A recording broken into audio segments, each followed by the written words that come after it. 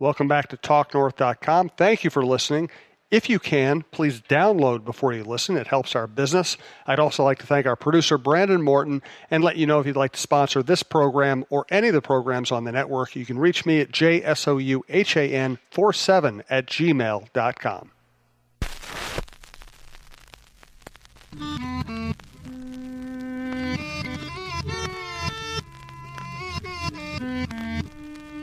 Yeah, yeah, oh yeah, what condition my condition was in. Let's talk mystery teams and whether the Twins are the most mysterious of the mystery teams. Interesting report from Buster Olney from ESPN, old friend of mine. We will get to that. This is Roy Smalley's Chin Music. This is our baseball show on TalkNorth.com.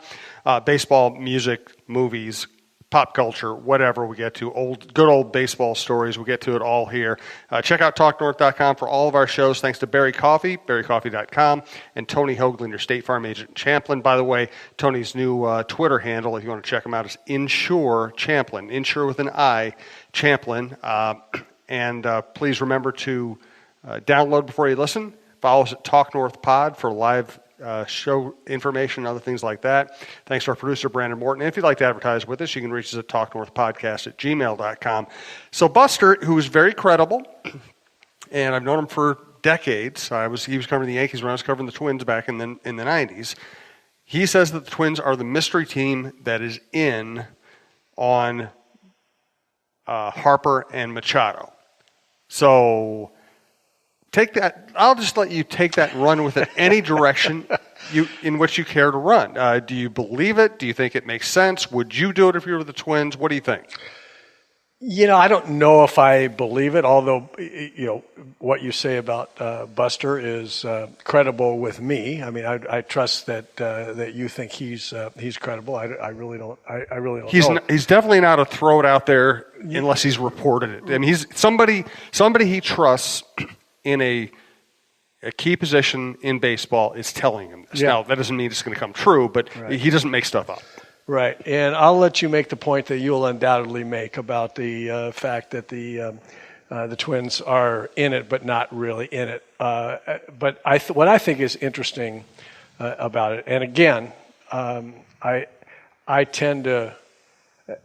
would tend to want them to, if they're going to spend that in the neighborhood of the kind of money that's going to take for one of those guys. Let's just assume that it's true and that they're, bona fide bidders and not just, we want to be top five, to your point, the points that you have made in the past. But let's take it for face value and say that I would rather, if they're going to be in the ballpark, that kind of dollars, I'd rather they signed Kimbrel.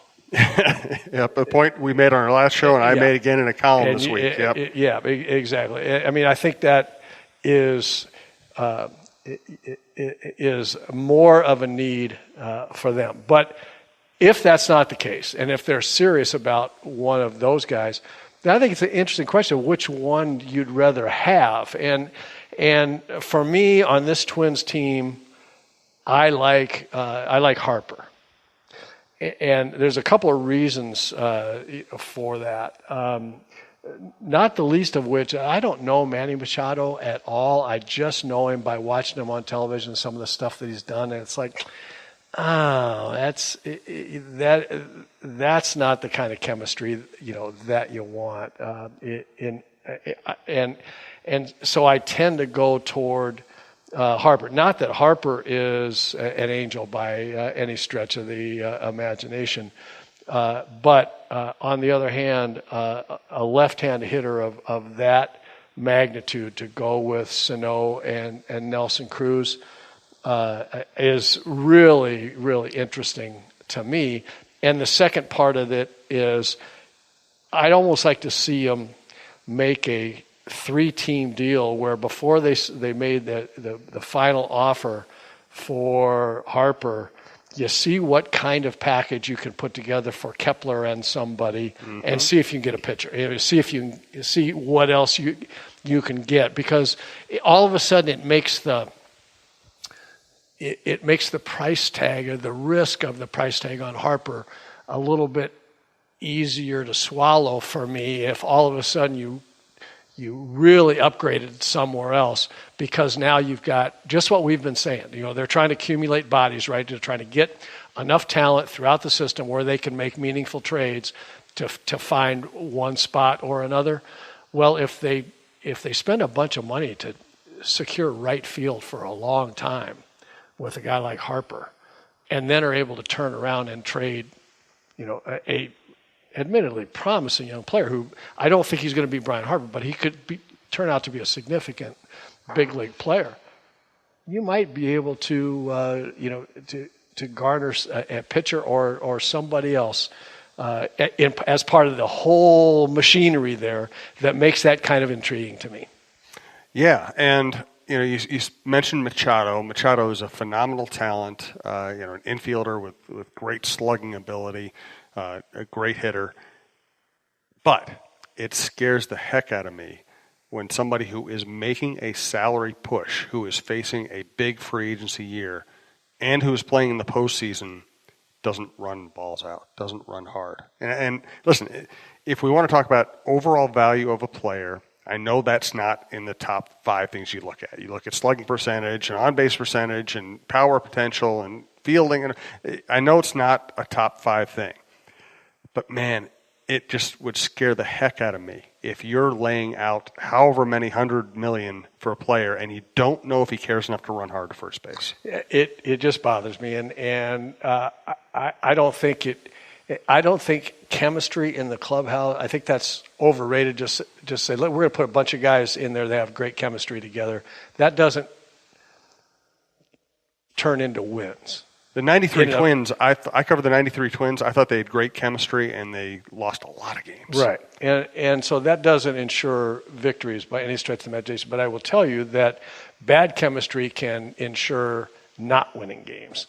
And I don't, I really don't want to denigrate Manny Machado because I don't know him. It's unfair for me to have an opinion beyond what I see on television, which can be really misleading. But to your point, if you're not running balls out and you're doing the kind of that weird stuff about stepping on guys at first base, yeah, that's maybe even more to the point. That was that's wrong.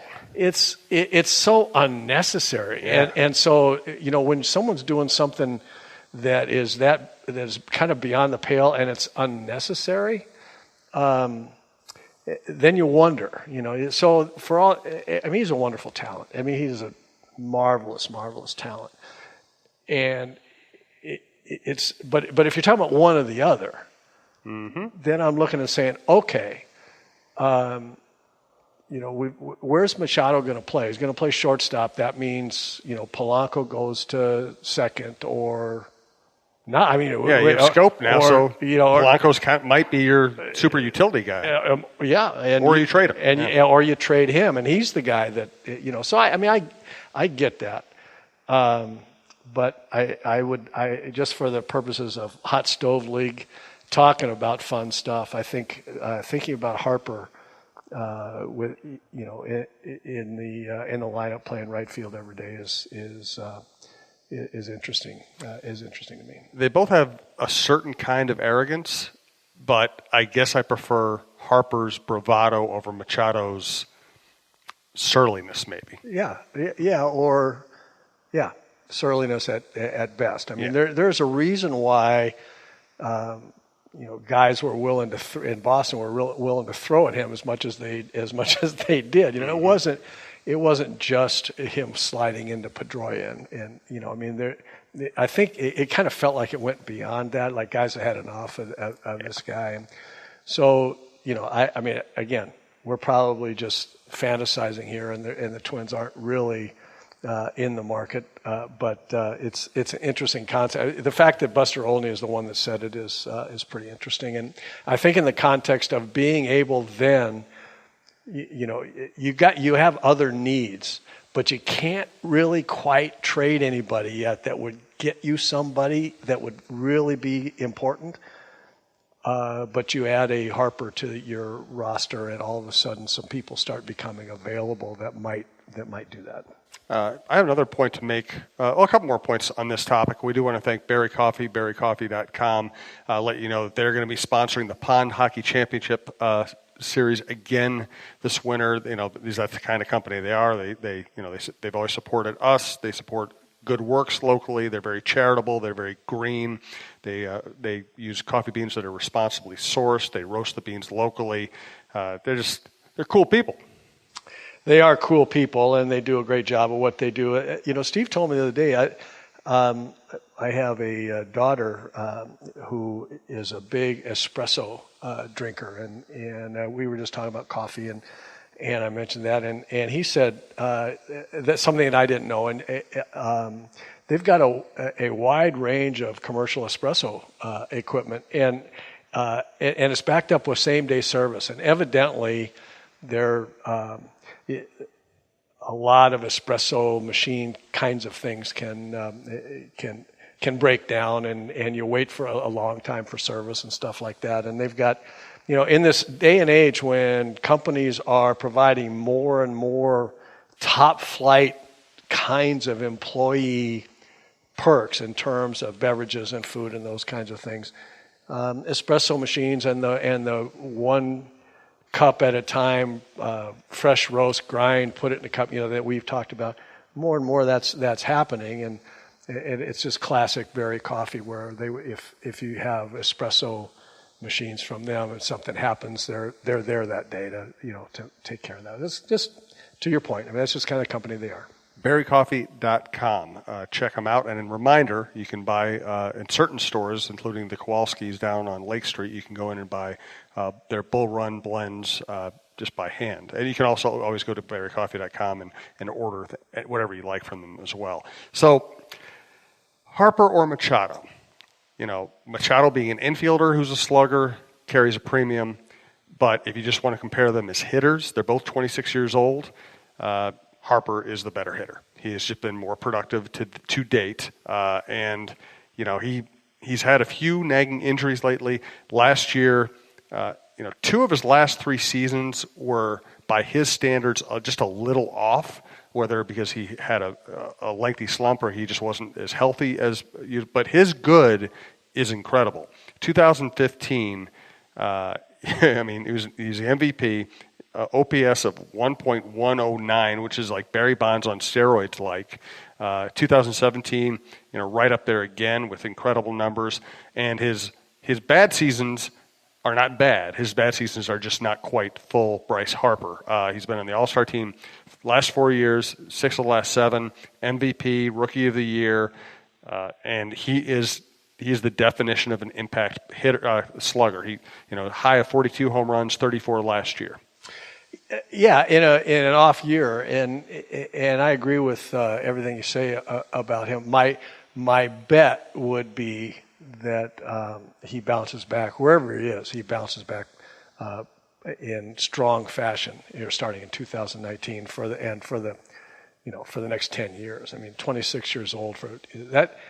That's the kind of impact player that you're talking about. And you made a great point, I think, in your article when you were talking about Kimbrough.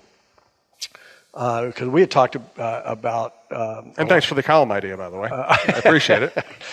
But we had talked about a lot of those things. But one of the additional point that you made that I thought was excellent is people are afraid of those big contracts now because of Joe Mauer and his contract and how it seemed to kind of hamstring the Twins. But people are mostly upset because Joe didn't have any year subsequent to signing that he did the year before he signed. But you really can't drive looking in the rearview mirror. He deserved. You made the great point that he deserved that contract based on what he had done, to that point. And any other team would have been what he signed for here would have been a minimum.